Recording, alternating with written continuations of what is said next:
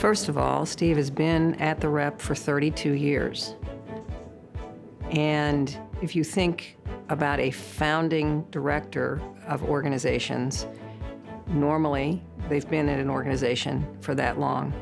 So even though we are 50 years old, Steve could be considered the founding director. In that way, Steve and I go back from the time he arrived from the Barter Theater in Abington, Virginia, to come in as the production manager for the Rep. The previous season, we had done a production of Frankenstein that was a technical monster, and it was very clear that we need a sense of organization behind it, and Steve came, and that was when we started our Christmas Carol back then, the first Christmas Carol, and he brought the sense of organization as we created a new version with new tricks and new elements for that story, and Steve helped manage and take us through that path.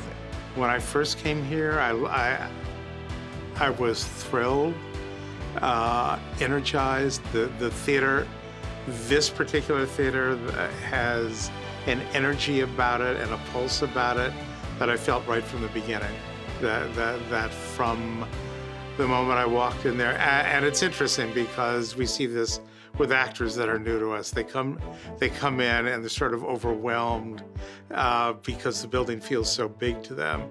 Well over 30 years ago, I began working with the true gentleman of the theater, Steve Woolf. We first worked in 2 regional theaters back east. When Steve took over the Rep, he was nice enough to invite me as a guest director to do such shows as Arthur Miller's The Price and a new musical, The Merry Wives of Windsor, Texas. I was doing Twelfth Night at the Rep. It was a beautiful set, a park setting with a 3,000-gallon pond of water over which was a walking bridge. Steve had a little concern, and he brought in a series of engineers who all confirmed his suspicion. The weight of the water would collapse the stage. Steve worked with those engineers to get supports, buttresses, whatever was necessary to keep the stage afloat, if you will.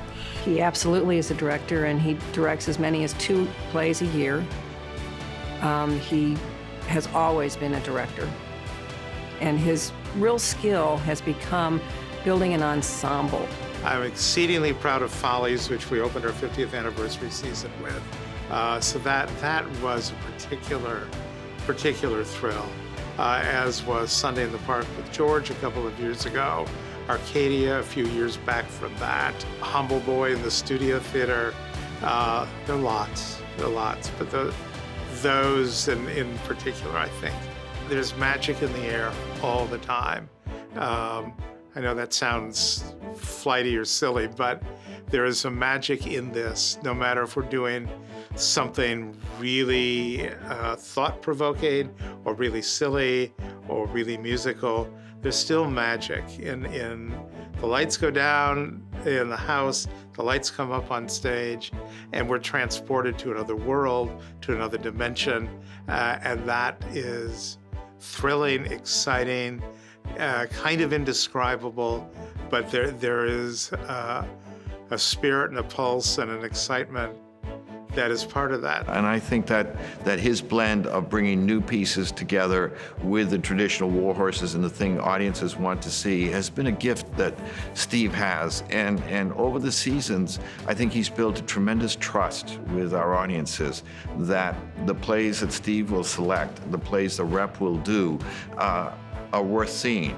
Steve Woolf has taken a regional theater and turned the Rep into one of the most preeminent theaters in the country. Congratulations, Steve, and thank you. My thanks to the Arts and Education Council for this magnificent award. It's quite an honor, and I'm humbled by it, excited by it, thrilled by it, and really pleased to be able to share the podium, the stage, with the fellow honorees this year, many of whom are very good friends of mine. And it's an exciting award season in St. Louis, and I am quite honored by this.